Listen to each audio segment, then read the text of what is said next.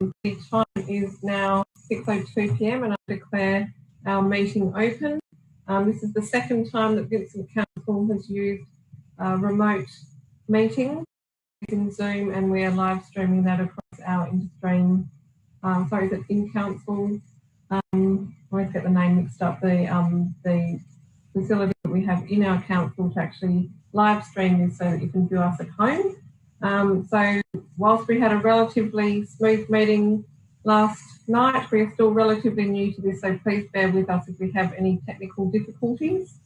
I would like to start by saying that we meet on the lands of the Whadjuk people of the Noongar Nation and pay our respects to elders past, present and emerging. We don't have apologies tonight. We are all 9 council members accounted for here on Zoom, and we haven't received any public questions, so we will go straight to item 4, declarations of interest, and I'm just confirming with the CEO that we don't have any declarations of interest this evening. Through you, Mayor Cole, no, we've received no declarations of interest. Okay, thank you.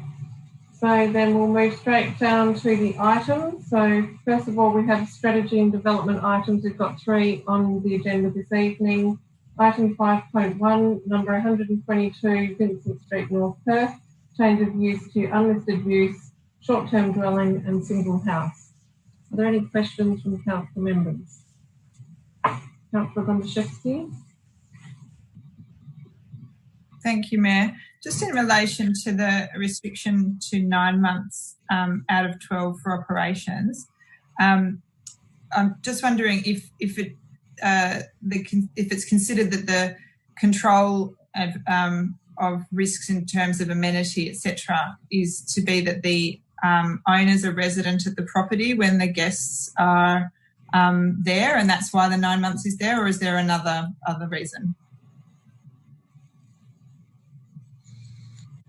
Through you, Mayor Cole, it is to account for the owners of the property being on leave and on holidays potentially for 3 months of the year. Ultimately, the premise for this proposal is for the owners to reside in the rear of the property whilst the operation of this short-term dwelling is in use from the front of the property. So that would coincide, and that was the applicant's proposal. I'm just wondering if the intent is that the owners are resident when guests are present, if the condition should specifically state that, or does it and I missed it? Sorry if I did. But because if that would seem to be a more explicit way to actually state what's intended, because I guess if it's in operation for 9 months out of 12 months, but there's nothing requiring the owners to be resident, it could be that they live there. Yeah, I'm just wondering if there's other wording that might be more appropriate. Through you, Mayor Cole, I agree with your comments.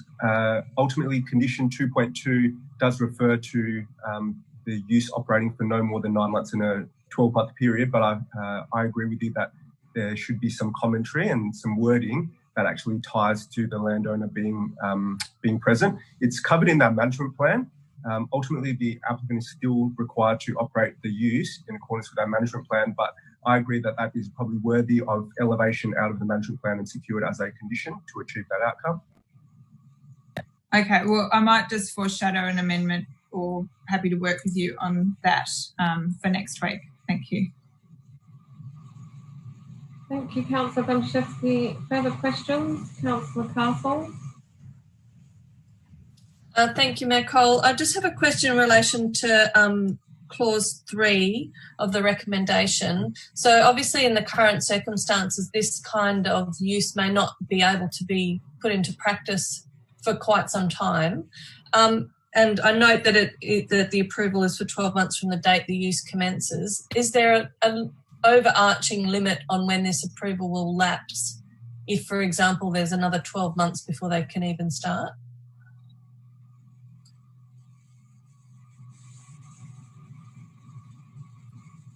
Through you, Mayor Cole, the standard is 2 years unless otherwise specified by the local government in its approval in terms of when the use is required to commence. Ultimately, given the current climate and current circumstances, if elected members are of the view that it is worthy of extending that use commencement period out. That could be included as a condition of this planning approval to make it clear. I note, however, in looking at some of the restrictions currently applicable in the current climate, there is nothing specifically prohibiting short-term stay, but nonetheless, that is available to elected members to impose as a condition.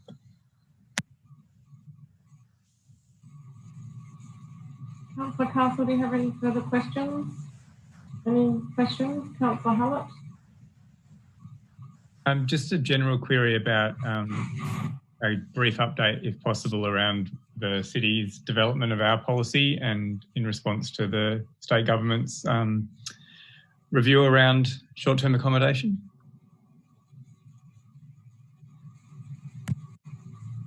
Through you, Mayor Cole, on page 11 of the administration's report under the legal and policy section, there's a header titled Temporary Accommodation Policy Review. So ultimately it just captures that administration is currently reviewing its existing temporary accommodation policy. That's not only in line with what's happening in the background with the government and the parliamentary inquiry that was finalised and the report was released towards the end of last year, but it's also to reflect some of the more recent SAT decisions as well. So that's occurring in the background, and it is intended for that draft policy to be presented to elected members at a future council meeting. I'm not sure exactly when. I would suspect it'll be in the first half of this year. And the purpose of that is to adopt it for the purpose of advertising. Thank you. I guess I was just curious about, given that the draft one's not seriously entertained, I guess, yeah, what would be the timeline for it to be seriously entertained? But I guess a few months away. Thanks. Through you, Mayor Cole, yes, to be seriously entertained, it needs to be certain and imminent in the form.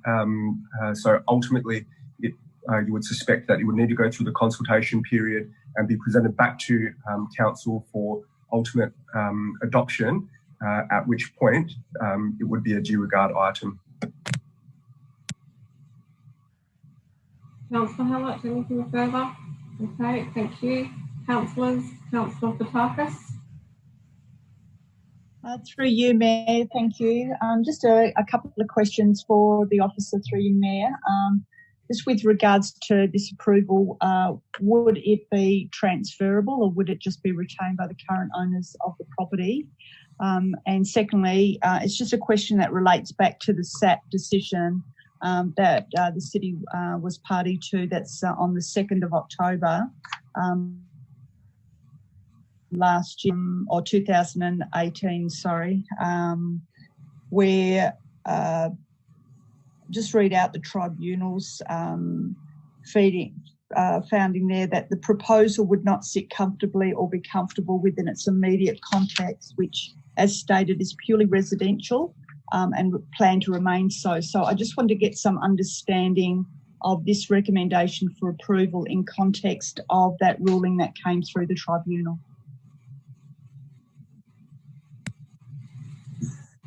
Through you, Mayor Cole, the first question, sorry, could you please repeat the first question?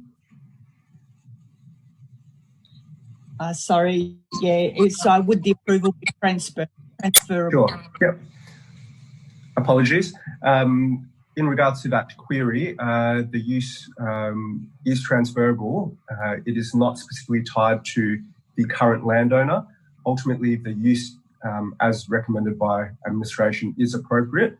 So ultimately, as long as the use is conducted in accordance with the terms of the approval, should it be approved, then it can be operated with the transfer of ownership of the land. In regards to the SAT decision that you're referring to, that was for 8 Moya Street in Perth.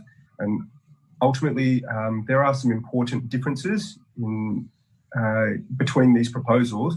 The 8 Moya Street decision and the specific reference that you've just quoted relates to being mid-block in completely residential context. So across the road was residential, and either side they were also heritage housing, and they were semi-detached. So there was a closer urban environment in terms of the dwellings and potential for noise nuisance, particularly to transfer to the adjoining properties. So the context was really important as part of that decision, and we've applied those same principles to this application. This is a different setting. It is adjoining residential uses on either side.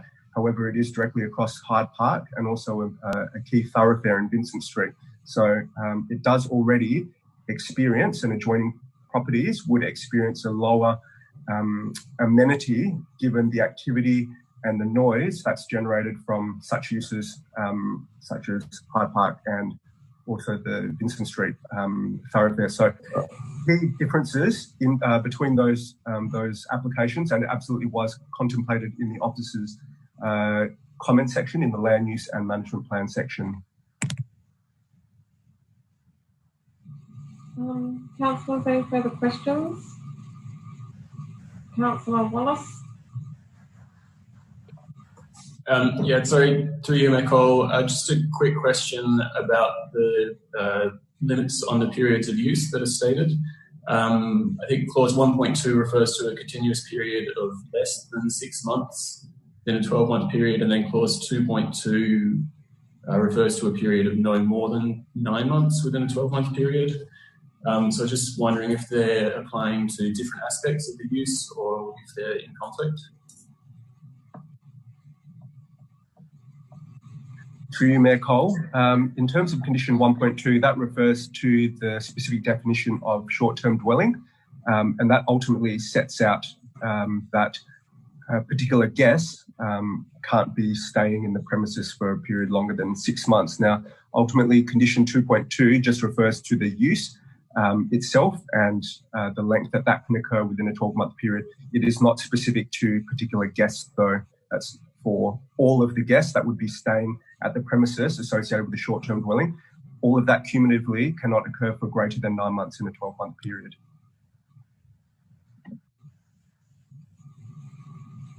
Councillors, questions?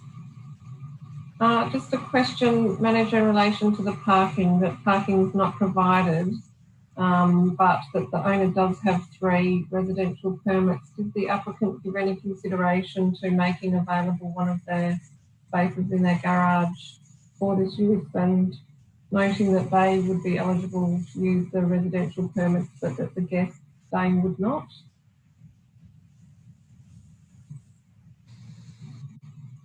Through you, Mayor Cole, it was not proposed by the applicant for use of the rear garage. It's a double garage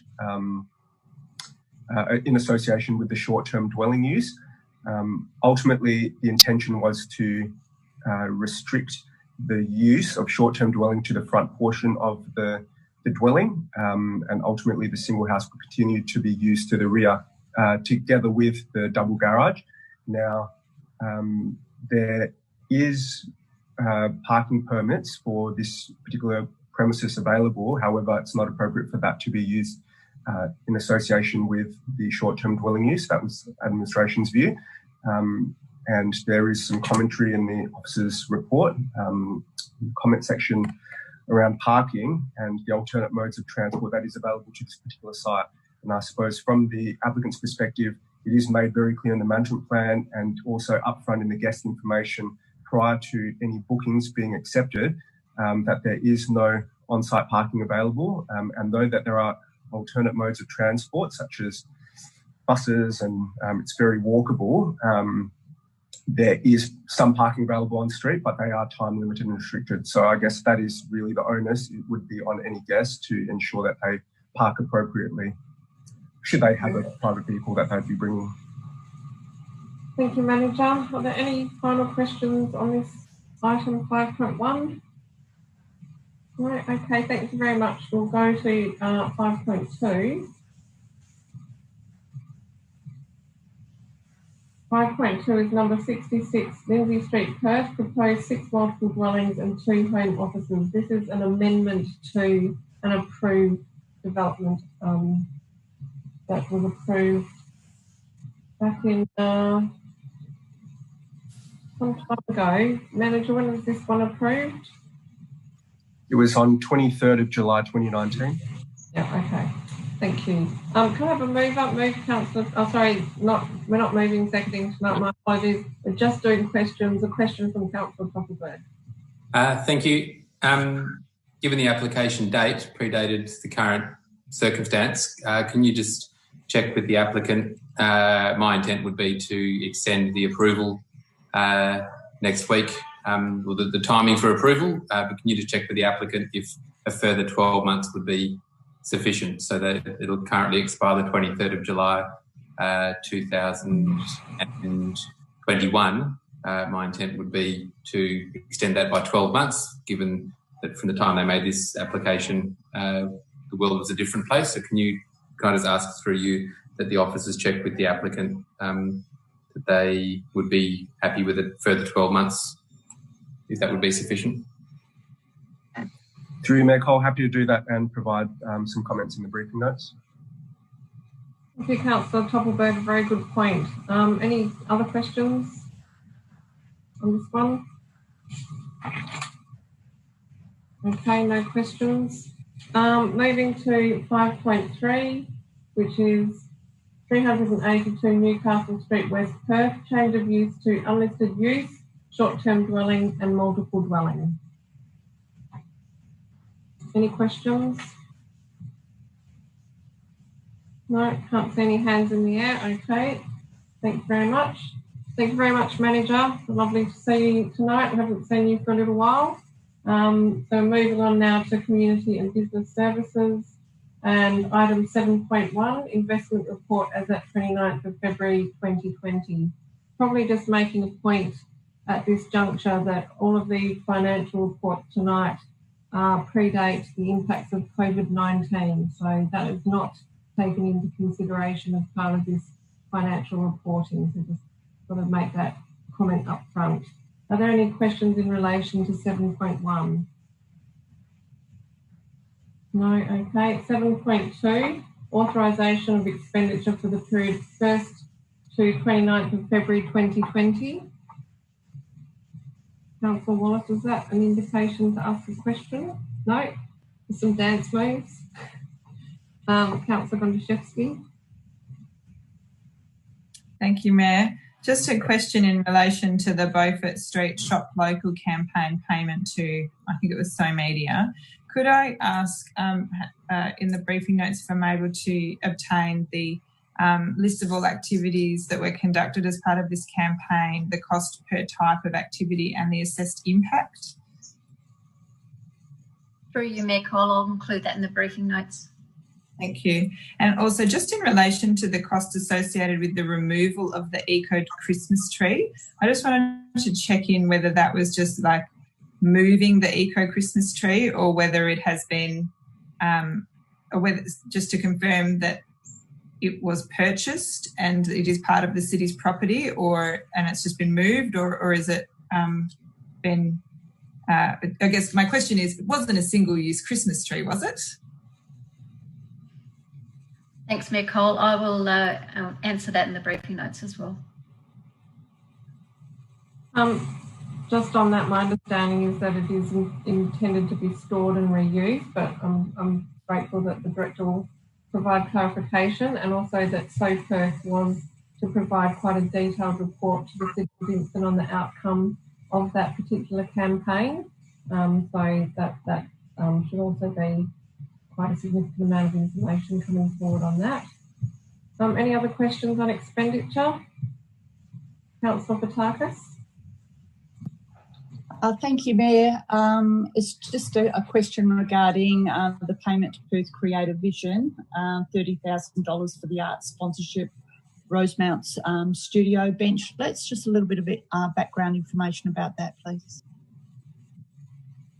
Thanks, Mayor Cole. I'll refer to that in the briefing notes. Thank you. Any further questions? No. Okay. Thanks, everyone. I'll move on then to item 7.3, financial statements as at the 29th of February 2020. Back at a time when things seemed relatively normal. Okay, no questions? Okay, we'll move on, thank you. Last question under Community and Business Services tonight, so last item is 7.4, Reconciliation Action Plan Working Group. Just noting that where it comes to the community members, that is a confidential attachment. So if anyone has questions about that, perhaps you could flag that with me now, and then we could deal with those questions at the end of the meeting. Councillor Loden, you have a question? I just wanted to flag I had questions about the applicants, so we could come back to that at the confidential section would be great. Yep, will do. Any other questions not related to the confidential attachments? No? Okay, just to flag with you that we will be seeking 3 council members to put their hand up to be part of the RAP working group, including one of the 3 to chair. So just flagging with you tonight, and if you could perhaps get in touch during the week to let me know if you're interested, that would be very much appreciated.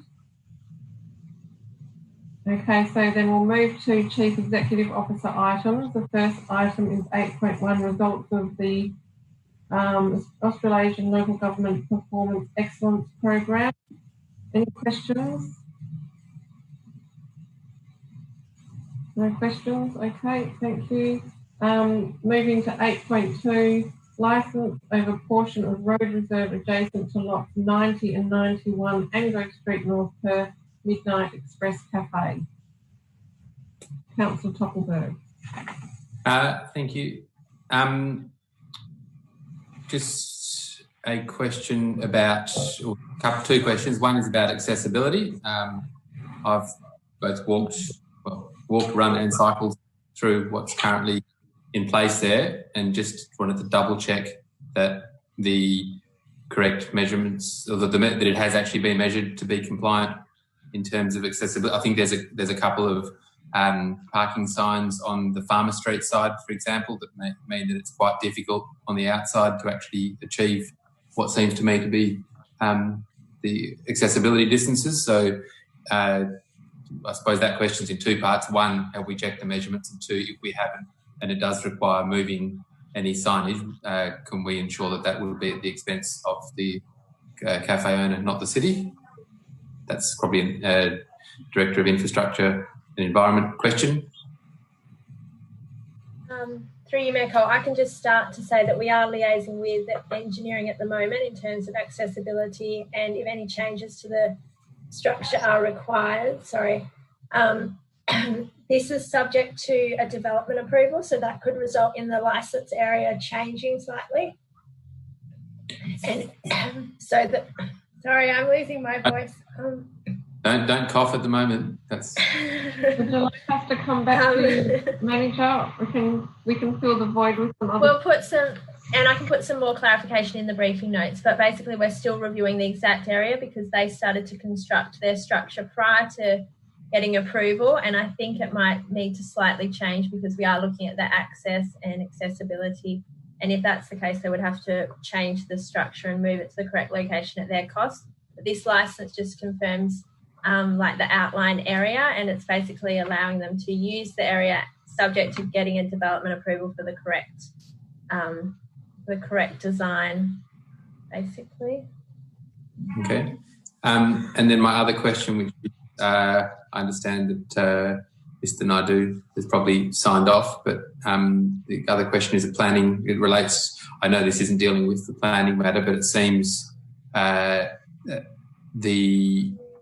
the aesthetics of the structure, physical structure currently, without the information as to what it's intended to look like eventually, and I understand that's potentially a planning decision, it's quite obtrusive in terms of its position on the corner. Can we just get an explanation as to what the process is and whether the DA itself is to be dealt with under delegated authority, and I suppose more generally where these licences are being sought, and again this is the planning side of things, at what point do community or council or the city get a say in terms of aesthetics, because ultimately, once the licence area is approved, or the principle of the licence is approved, it seems to be that it then becomes effectively part of the space that is occupiable by the premises, as opposed to the aesthetic consideration in the public realm having some sort of a process by which it can either be commented on or put bluntly, not something that's desirable visually. What chance do we have to say, if we approve the licence area, is the planning application the point where we get to make comment on that? Yes.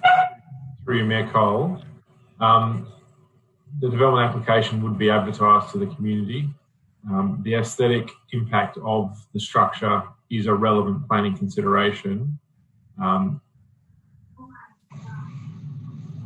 The ability for council to make a decision around, it would be presented to council if it received more than 5 objections. I think it's that simple. Otherwise, it would be determined on delegated authority. The ability for administration or council to make a decision around the appropriateness of the aesthetics would be limited to the Planning and Development Act, and the ability for decisions to be made under that, and the appeal to SAT, etc. There's no reason, I think it's important that council considers those factors now as well, because there's 2 decision points here, and the potential aesthetics of a structure in that location is an important consideration at this point, just like it's obviously an important consideration as part of the planning application. So there's 2 points to consider it, and I'd encourage council to think about that issue now as well. So I guess my question then would be whether it's possible to get some further information. All we've received is effectively the structural drawings, and we've obviously got the outline of what's intended to be there because we've got galvanised and painted steel structure that's in place, but we have no idea what the infill is intended to look like. If the decision to grant a licence is effectively an approval of the final look of whatever's going there, it would be very helpful to have some representation of that intent prior to next Tuesday, for me personally anyway, if that's possible. Through you, Mayor Cole, yes, we'll follow up with the applicant. We've requested as much information about the design from them, and all they've provided are those hand-drawn plans. So we'll go back to them and see if they can provide something further. If the intent is just to put zip-up cafe blinds around it, that would need to be clear by next Tuesday. Can I just ask a procedural question? My understanding is that council has absolute right to say yes or no to licensing a road reserve. Would we not be better off actually dealing with the development application first, so that we know what it will look like and how big and all the access issues are sorted out first, preferably involving the design review panel, given that these structures in the road reserves are still relatively new, then going through the advertising process, understanding whether there are community views on it, and then as the final step, issuing the licence, because if we issue the licence first and then there's an issue with the design, my understanding is then it becomes something where that can be appealed to the SAT. And that can be taken either by the executive manager or by the executive director of strategy and policy. Through you, Mayor Cole, I'm not sure about the appeal to the SAT aspect, but in respect to dealing with the licence first, the idea was at this stage, until the applicant has a licence, they have no right to use the road reserve. So if they're submitting a development application, the city, as the owner, needs to sign off on that. And if council hasn't granted them a licence, then they have no tenure, so don't have any right to use the road reserve. So our view was that it's not really appropriate for us to be considering that. Councillor Gontaszewski, do you have a comment on that? But before I go to you, my understanding was that with Chinta, we actually dealt with the city dealt with the development application first, and then we dealt with the licence second. Through you, Mayor Cole, yes, that's correct. That happened because their development application was assessed before. Basically, we started assessing the development application before we resolved the land tenure issues. But moving forward, our view was that it would be more appropriate to deal with the actual use of the land through a licence before assessing like what type of structure and if they can get development approval. But we can the chicken and egg situation. I'll go to Councillor Gontaszewski. Thank you. My recollection of previous discussions on this matter was that there was some concern that essentially the application could be assessed and approved under delegated authority that then would not be considered suitable for council to issue a licence for. My understanding of the resolution of that discussion was that it was considered that the licence could come to council first. However, the application for the licence and what was considered by council needed to have the same detail as the development application, so that in considering the use, as per clause 1.4, where it talks about the development application in attachment 2, that there would be some condition on the licence that essentially tied the licence to being delivered with the plans that council had viewed and was approving. Obviously recognising that it's not a development approval and that would need to come, but that this was a way to ensure some synchronicity between the two processes. So I guess, yes, I would certainly be requesting that more detailed plans are presented prior to this licence coming to council, and would prefer that to be a mechanism within the conditions on the licence that ties the issue of the licence to the particular plans. So happy to put forward an amendment or put a very early foreshadowing in of deferral if required. Through you, Mayor Cole, if I could just add, the reason, Councillor Gontaszewski is correct, the reason that process was put in place is because before a development application can be lodged, it needs to have the owner's consent, the owner's signature. In the past, applicants have gone and got that from the Minister for Lands. So the policy that was developed was to try and ensure that kind of avoidance of council's support for use of the road reserve we're managing didn't occur, so that we got this licence in place first, which included all the detail of the development. Council indicated support for that, so then we could proceed to going through the long-winded development application process, at which point, if the development changed, the applicant would still need to go back and get the licence amended potentially if it was a significant change. So that was the reason that process was put in place, to make sure the two things happened together. That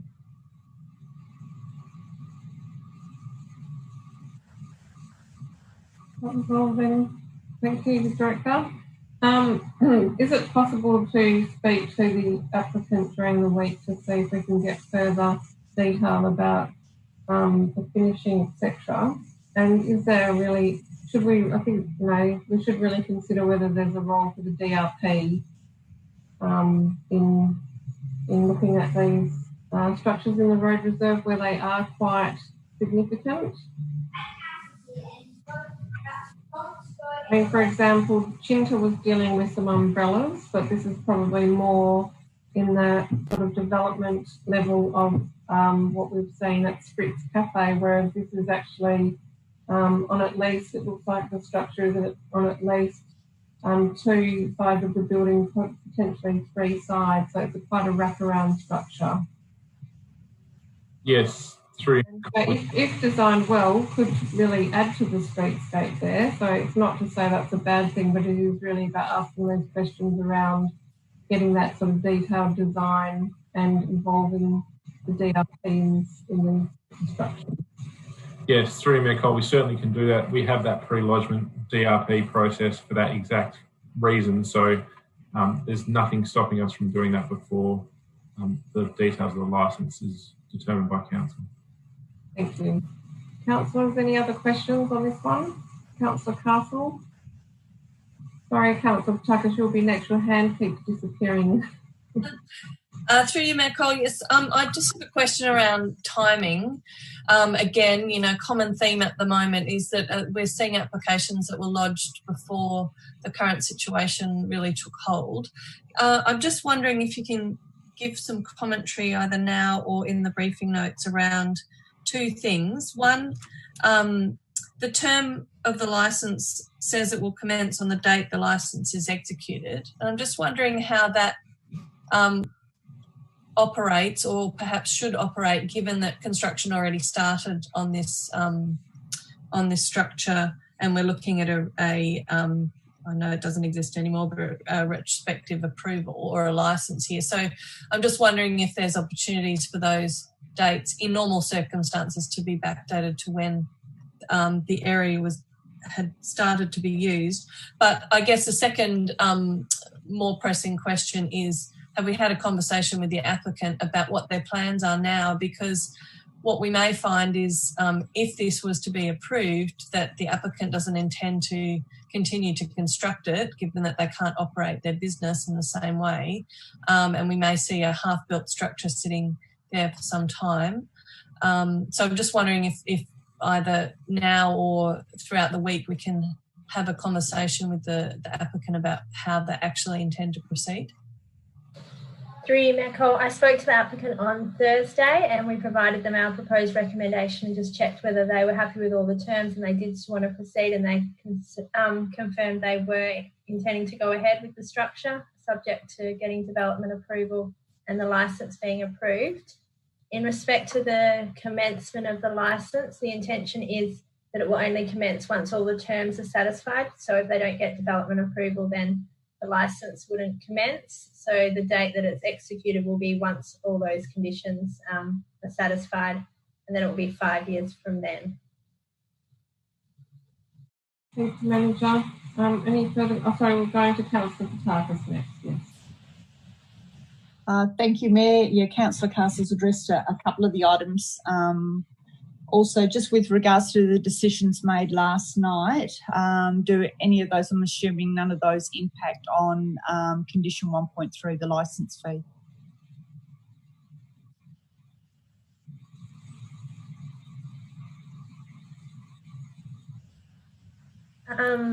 My understanding through you, Mayor Cole, was that would relate to category 1 and 2 lessees. This is a commercial lease, so that's not in those categories. So no, this fee would not be impacted.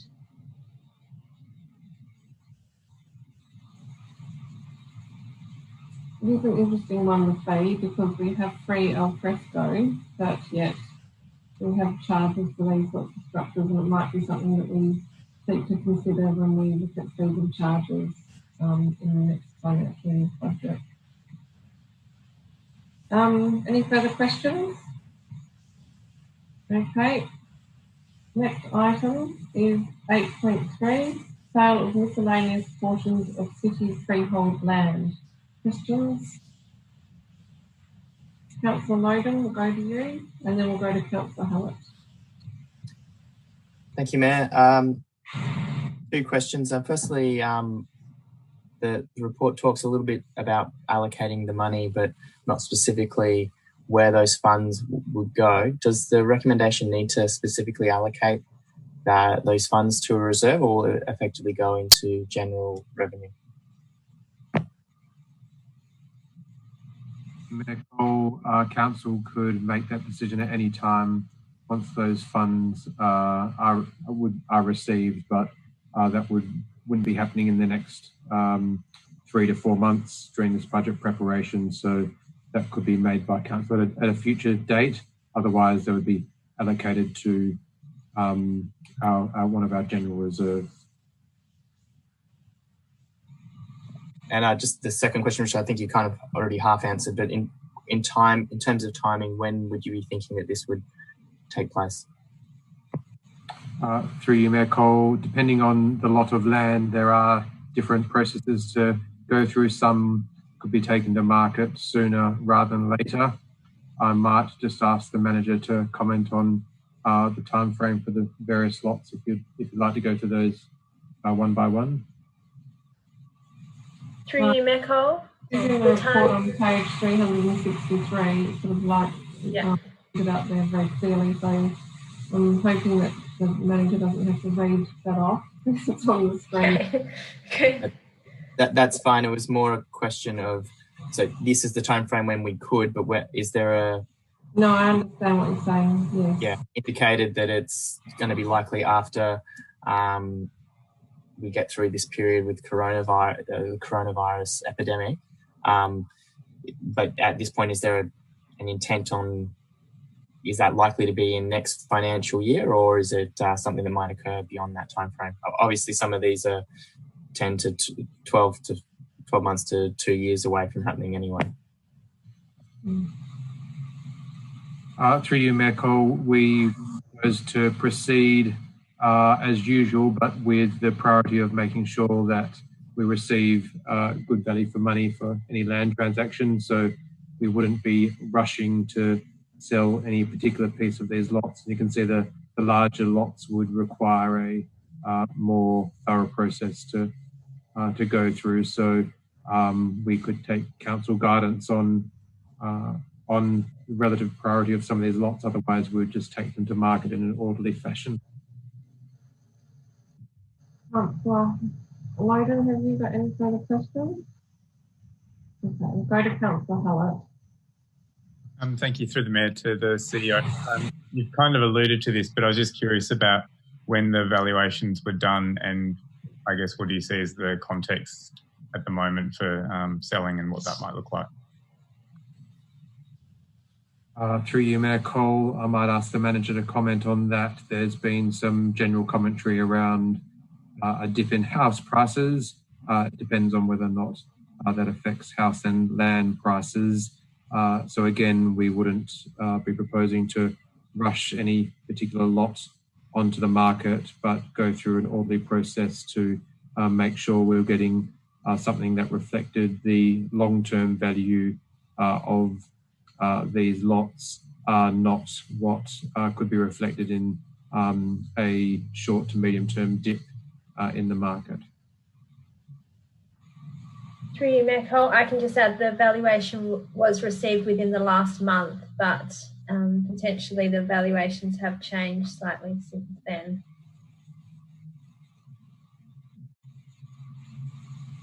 Councillors, still continuing, Councillor Hallett? Yeah, sorry, just in terms of the community consultation process, that's in conjunction with any public auction or tender, or is it kind of prior around the principle of selling off these particular lots?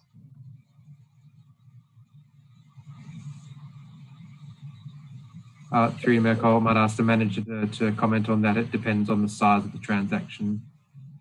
That's correct. I'm not entirely sure what you mean by... so in all cases, we have to consult with the public, but for the 3 smaller portions of land, we could just go through a normal real estate agent process where we advertise it. So we engage a real estate agent to assist. It would be advertised, and then we'd put the report to council to recommend the sale to the owner, subject to providing public notice in accordance with the Local Government Act. We wouldn't be required to go through an auction or public tender process. So while for the larger portions, we'd have to go through an auction or public tender process. I guess, yeah, my query was, I guess, just about whether there would be community consultation prior to engaging an agent, or yeah, where would we take on board feedback as to whether or not the community wants us to sell off the lots? Dream, if I understand what you're asking. We weren't looking at providing community consultation in respect to whether we sell like all these lots at the moment, but this report is public, so the community currently could be asking questions about this or commenting on it through the council process.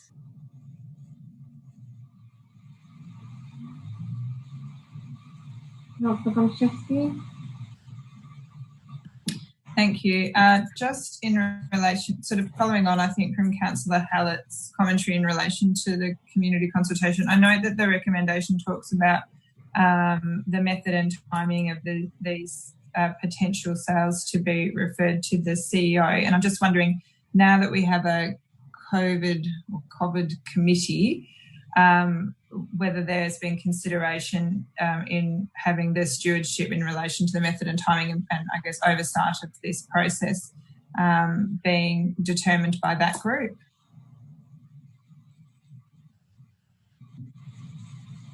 Through you, Mayor Cole, that would be at the discretion of council. Oh, that's a very good point. It was flagged that that would be one of the roles of the COVID committee. So I think that is definitely worth flagging an amendment on that. I should also, I guess I also just wanted to talk about the Brentham Street lots. I guess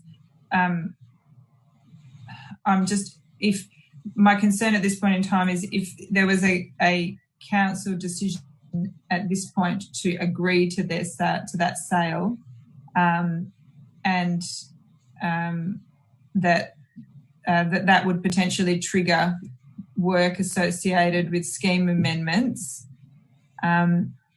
prior to any I guess public notice, or as in I guess following on from Councillor Hallett's questions in relation to community consultation. Is that that's correct? So that would that be the sort of I guess envisaged process at this stage, is that there would be the agreement to sell, there would be the scheme amendment, and at that point in time there would be public notice, but prior there would be no further public engagement after this council resolution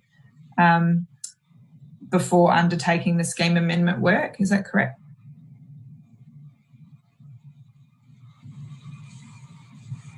Who's taking that question?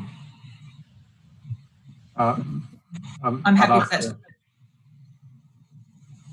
Yeah, just a clarification on the previous question. The timing of this report is unrelated to the current impacts around COVID-19. So this report was being prepared before we were contemplating the financial budget situation around COVID-19, and we have identified previously these lots as being surplus to the city's long-term strategic needs, and whether or not they'd be better liquidated and allocated to the city reserves would be obviously at council's discretion. The public report for what are some miscellaneous lots, some smaller, some larger, they don't serve any particular strategic purpose for the city. So that's why we're recommending that they be moved to the market. Councillor Vincent, do you have any further questions before I go to Councillor Hallett? Okay, Councillor Hallett. I guess just in relation to that, it might be worth including something about that in the background, because the first sentence in the background refers to essentially selling these to fund the COVID relief response efforts.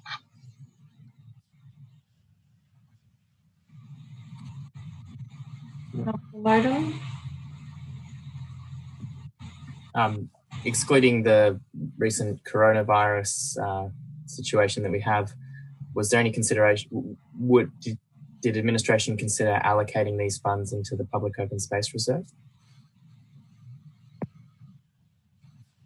Through you, Mayor Cole, yes, that was a consideration. And then why was it not included? Through you, Mayor Cole, that could be determined by council at any date once the funds are available, if there was a successful land transaction. So there would have to be a separate decision this would have to come back to council once the land has been sold to decide how the funds would be allocated? Through you, Mayor Cole, hold them in reserve, and council through its normal budgetary process could decide to allocate them to any one of its existing reserves or a new reserve. Councillor? I guess that the other option would be that the specific reserves could be included in this resolution of council. Is there any risk in including where the funds would go in this resolution? Through you, Mayor Cole, no, only to make the point that we are contemplating using all available reserves for responding to the impact of COVID-19. So we could have a significant drain on our existing reserves over the next 3 to 6 months. Can I just ask a question in relation to the selection of the Brenton Street lots, and that they are the longer term ones? Is it imperative that council makes this decision to sell those lots now prior to us actually having actually forecast and worked and set and budget for 2021, so that we actually have a fair idea of the sort of deficit that we're looking at that point? And was any consideration given to the land swap land that was recently swapped with Arranmore Primary School, given that land has accessibility issues? I think at the time that the Brenton Street lot was talked about, that we did sort of say that potentially that would be worth looking at. And just in relation to lot 74, I'm not sure if I have this correctly, but it looks like that would, if that sale of that lot would potentially prohibit access to Brenton Reserve through the Wavertree Place cul-de-sac alongside the Rosewood facility.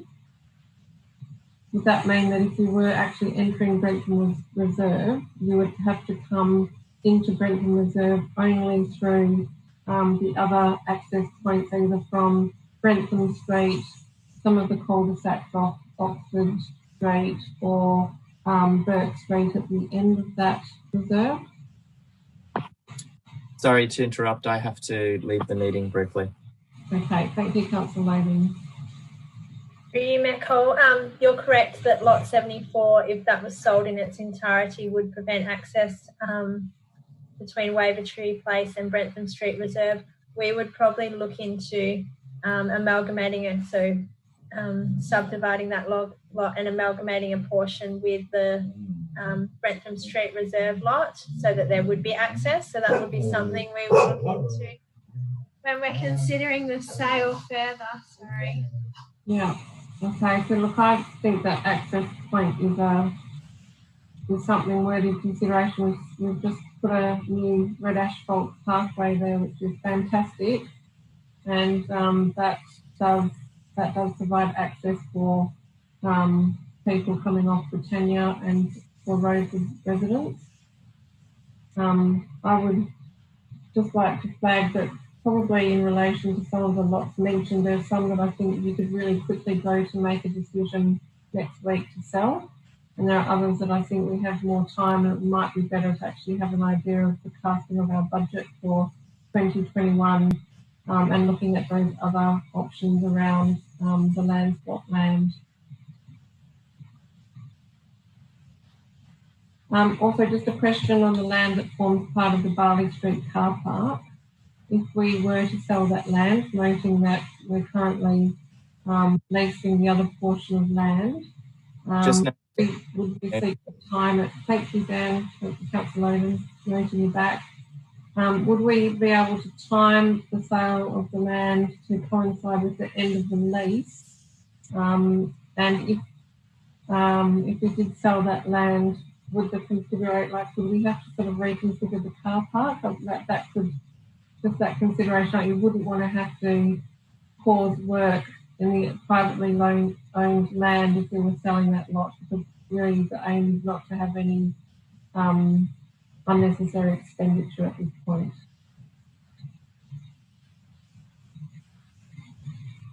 You want to maybe provide some feedback in the briefing notes on that, just in terms of the timing of the sale of Barley Street, impact on the lease, and the fact that we wouldn't really want to be having to reconfigure a car park entry and entry point if we did sell before that lease came to an end.